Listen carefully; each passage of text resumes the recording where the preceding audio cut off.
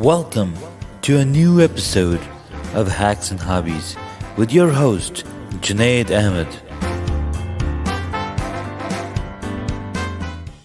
In this episode, I'm going to talk about the process of podcasting. The podcasting, like anything else, is a continuous process. It's a continuous learning process because you're literally learning all the things that you need to know, need to be able to do to one, get the podcast recorded, interviews recorded, you're getting all this content recorded and saved on your computer. But now you've got to save, or you got to spend time to edit these audios, make sure it sounds clean, make sure everything is good, and then you can send it out to the world, meaning publish it to the podcast universe. Now, there's something new I had tried on some of the episodes past couple weeks ago, and that is I was talking about the beginning of the episode. I was talking about a previous interview, and it kind of throws people off, I guess, or threw off one person, but nobody else has come up and talked to me about the situation of promoting previous interviews on my podcast because kind of it's kind of proactive in my opinion, and I've got to market. I've got to basically inform you, not just market, but inform you of the past interviews. And if you haven't, if you only heard the latest interview, then you would not have any idea of what we talked about in the previous episode or who we talked to, although you absolutely have the ability to look through the list of episodes of who is previously came and gone. I think I should go back and listen to episodes from my favorite podcasters, Jonathan Stark in The Business of Authority with Rochelle, and Tim Ferriss's amazing podcasts, and all the other ones that I look up to essentially, and that will hopefully help me get better at my podcasting. So there's a lot of struggles, there's a lot of things that you gotta look out for, and we do not have unlimited time. There's never unlimited time. It's always fleeting. It's always moving forward. So the one thing is either you can bring on a team of editors, a team of editors to edit your podcast and publish them, or have it ready so then you can publish it yourself. The other is having somebody to transcribe the podcast text into text, so that can go on the blog page, on the episode show notes, and there's a lot of things involved in publishing a podcast. Now, that's only the publishing part of it. So if you break it down, there's many aspects of podcasting. There's the hosting part. Who's going to host the podcast? There's many options. And then the recording aspect of it. How am I going to record the podcast? Am I going to record it on my phone? Am I recording on my computer? Do I need to get a microphone? Right. So host, recording, editing, and then publishing. And then once you're done with with all of these 4 steps, host, you've got to only decide the first time you're going to start. When you just thought about, starting a podcast, you got to think about, okay, who's going to host my podcast? Is it going to be Podbean, Libsyn, on your own WordPress setup, or are you going to use Anchor? Once you've decided these things, some of these services you got to pay monthly fee, and they basically will either take care of distributing your podcast to other platforms, or you have to go figure out that distribution for yourself. For example, if you're hosting the podcast on your own site through WordPress plugin or whatnot, you would have to go over to Apple to create your podcast on iTunes directory. You'll have to go to Google to create your podcast to the Google directory, the Google Podcast. You have to go to Spotify. You have to go to Stitcher. You have to go to TuneIn and iHeartRadio. And basically, every platform that you think your audience might listen to your podcast on, you need to go out there, Overcast. You have to go out there and create those accounts for yourself, for your podcast, and submit it to their directories. So you have a broader reach. And most of the cases, I think I've had the same experience on hosting it myself on WordPress site or setting up through Libsyn. They will give you an RSS feed that you then got to go up and set it up on the different platforms that you want your podcast to be on. And Podbean, I don't have much experience, but I did see somebody who was using it. They've been around for a while as well. Or you could go with Anchor. Now, Anchor is amazing. They have a mobile app that you can use to record. They already take care of the hosting. They take care of the distribution as well because they were like, it's 2017, it's 2018, it's 2019. If you want to start doing a podcast, you shouldn't have to worry about any of these things. I mean, anybody who's thinking of publishing a video channel, they don't have to think much about it at all. They can either go to Vimeo, they can either go to YouTube. There's so many platforms. All you gotta do is you gotta record your video and upload it. There's even Facebook. There's so many platforms for video. So why should it be so confusing and complicated for audio, which is so much easier to consume and create? So Anchor changed the game, and recently they're in talks to be acquired by Spotify, which means that we're gonna get a lot of awesome tools. So yeah, so those are four main things that you gotta worry about when you're starting a podcast. Who's gonna host it? Which different distribution networks do I need to go to? And then you got to worry about, okay, now I've got to record the podcast. Okay, where do I record it? Do I just record it using voice memos on my phone? Sure, that's not bad at all because iPhone has created some really intelligent systems on the device that will isolate your voice from the environment. There's 3 microphones on the iPhone, which does noise canceling and environment canceling to a really good extent. The number 2 is the way to record is, of course, you have a microphone connected to your iPhone or iPad, and then you can even use different applications on these devices to record. The other way is, of course, you're recording on a desktop with a heavy-duty microphone or with a regular microphone. It all comes down to, okay, what's the level of audio quality do you want to get? The higher the quality, the higher the attendance, the higher the number of people that will come and listen and pay attention to. So that's 3 different ways to record your podcast. Well, 2. Either you're mobile, either you're on the computer. Well, there's the third way. You get an audio recorder. This is dedicated audio recorder, and there's many different models. There's ones from Zoom has some. There's Tascam has some. So there's many different audio recorders that you can get to record your audio. And some of these recorders are really high-end. You can plug in a full-end microphone, high-end microphone or any plug-in microphone on it to record your audio. So you minimize that noise, you minimize catching surrounding sounds, unless that's the kind of podcast you're trying to create. It all comes down to what is your target audience, what is it that you're trying to get out of it. Okay, we've got multiple things down. We've got hosting figured out. We've got distribution platforms figured out.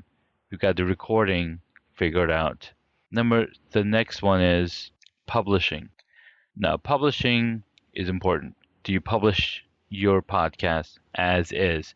As you're recording it, you're publishing it. So all the ums and ahs are okay because especially if you're having a conversation with somebody, then those are okay. Those pauses, they relate to listening to a conversation among two friends or two colleagues or two acquaintances, whatever it is.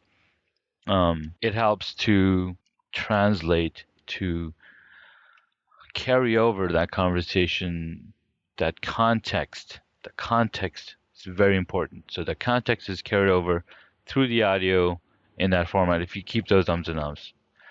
Um, there are some audio processing that I recommend, noise removal, removing of sounds that distract the audience from the message.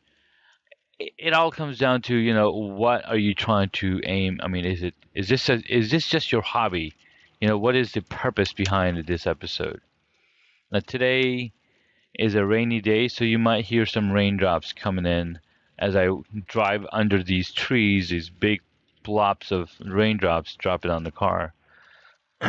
So those are some of the things you look at, and when you're doing a podcast. Publishing is done.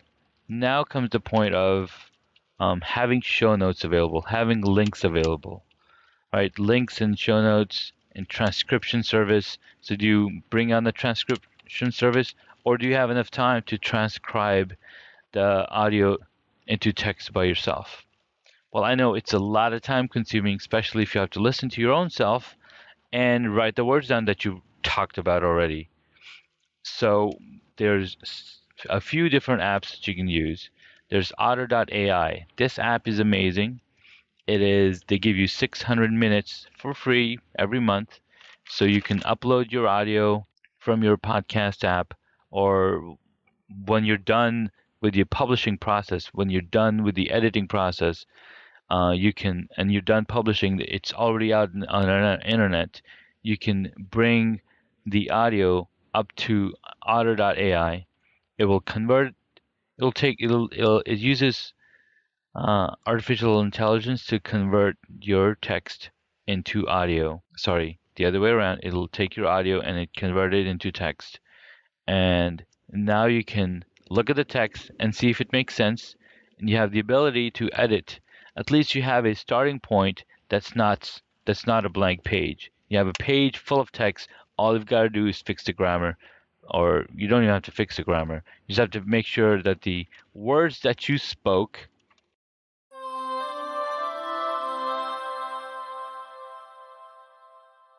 Hello, Hacks and Hobbies listeners. Are you looking to share your opinions, give me feedback, or tell me what you're thinking? Send me a voice message. Voice messages are an easy way for you to send me audio that might end up in future episodes of Hacks and Hobbies. They're the latest feature from Anchor, the platform I use to make this podcast. Here are some of the things I would love to hear from you. Are you enjoying the direction the podcast has taken for season 2? Is there someone I can interview that will absolutely help you gain more knowledge? What do you think of the different topics that I talk about on the podcast with my guests? You can send me a voice message right now from wherever you're listening. Just tap the link in my show notes. I can't wait to hear from you.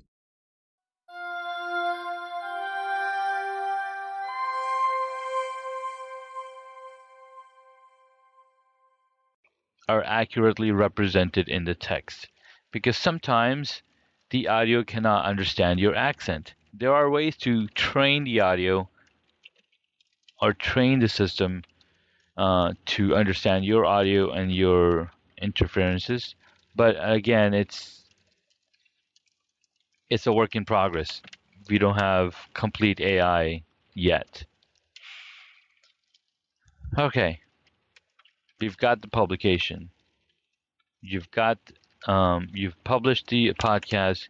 You've got the transcription set up, and you've transcribed the text. Now you've got the same transcription going up on. Either you can update the Anchor profile. There is a 3,000 word limitation, or you have your own dedicated website which it is dedicated to the podcast. For example, Hacks and Hobbies has hacksandhobbies.com dedicated to the podcast. We have every single episode that's been out on the different networks also available on the website. And there's links available on the website that we talked about in each of the episode. But again, I'm going through that same process of what I've told you. I've gone through the first few steps. I'm working on this transcription, figuring out this transcription service thing because that is time consuming, right? I have very limited time and I've got a few episodes that are in the backlog that I've got to go through and edit and publish. So it all comes down to, okay, how much time you got to take. And it's one of the reasons the past week was, we didn't publish a lot of episodes because we published like 10 interviews in the last 3 weeks. And that's a lot of interviews to go through for anybody. So I've taken this time to, you know, figure it out, figure out my system, figure out the flow of everything and what should happen first, what should happen next and second, and how can I automate some of these things. Some of the things that I've automated is as soon as a new episode is published, it can go out on Facebook, it can go out on YouTube, it can go out on Twitter, and there's still some bugs that this application I'm using that's not able to do snippets. So I've got to figure out how to fix that area, but it's not a big deal. And what is this? So what is this last process that I'm talking about? This last process, well, it might not be the last, but this process is specifically all about marketing.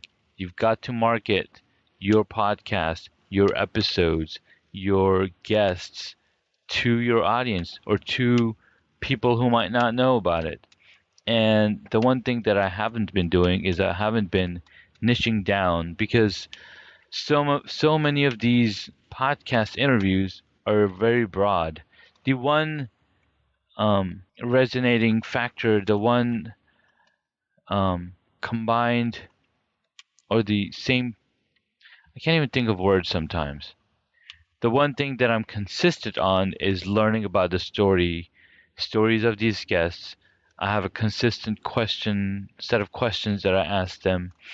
So I'm getting some kind of survey material down that can then go on the profile page for each of these guests on the website. Again, that aspect of it, that's another thing that I'm thinking of doing. And I'm going through the different plugins to see which one looks the way I want it to look. Which one has a clean look that I just want to show very specific things about my guests and the links and what we talked about on the podcast and those links to the podcast. So it all comes down to, okay, what am I looking for?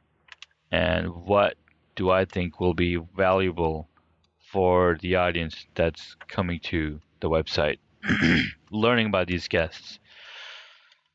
Okay, so we talked a little bit about marketing, very little bit about marketing, talked about automation, talked about having a dedicated website to the podcast.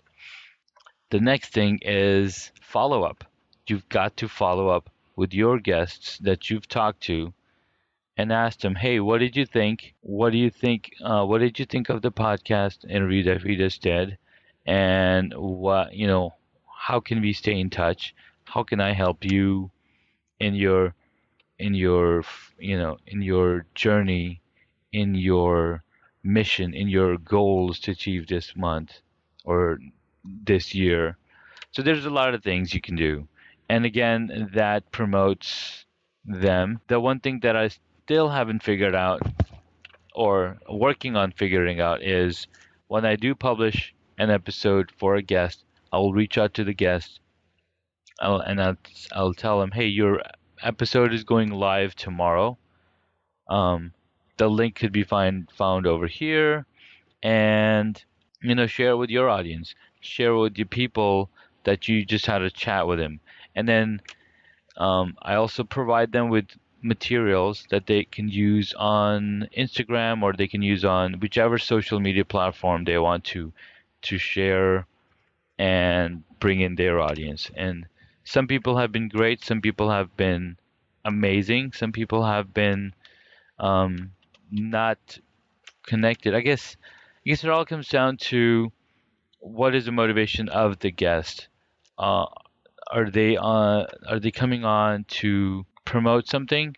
And I'm absolutely happy to promote their books or their products or their services or whatever it is they're offering. I am happy to help out and happy to share it with you guys, and it's the innate thing to do. I mean, the only reason I've talked about the four, five, six, seven, eight, nine, 10 different things, different products and services that I use myself is because I find real value in using these products.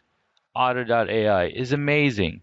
DreamHost.com, it provides an awesome hosting for me. WordPress is an amazing platform for you to grow your website from a simple blog, simple single page website to a blog, to a news site, to a site where you can teach lessons, to a site where you can sell products. It is so much more than a simple blog system that it used to be. So there's a lot of things that I'm passionate about and I love to use and bring attention to whomever might be listening. So that's a little update on this rainy February day as I take my commute to drive to work. Anyways, that is that is not all. Well, that was all in the aspect of okay, what do you look for when you're looking to start a podcast? What struggles that I'm facing and how I am solving some of the problems that I have. So there's three different tools specifically that I've invested in to help with the promotion and automation for the podcast. And you can find the links of those tools here in the podcast episode notes whenever it goes out, and I don't forget to list them in there. So yeah, that's what I've got. That's all I've. Well, I still have more time to go to drive, but I think that's pretty good and buttoned up.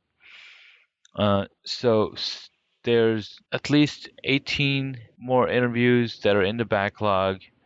There's six more this week, this coming weekend, and so it's just going to add on. It's just going to keep adding on. So I've got to figure out my system quickly, so then I can continuously bring value, bring content, bring information, bring um, wisdom to your ears, and it's just something that I'm super passionate about, and it helps me. Thanks for listening. Again, if you guys have any questions at all, you're welcome to give me a ring, send me a message on Twitter, Instagram, Facebook, wherever you find yourself to be. Just give me a holler, and I'll be more than happy to answer your question and even bring those questions on the podcast and talk about them. And we can go from there.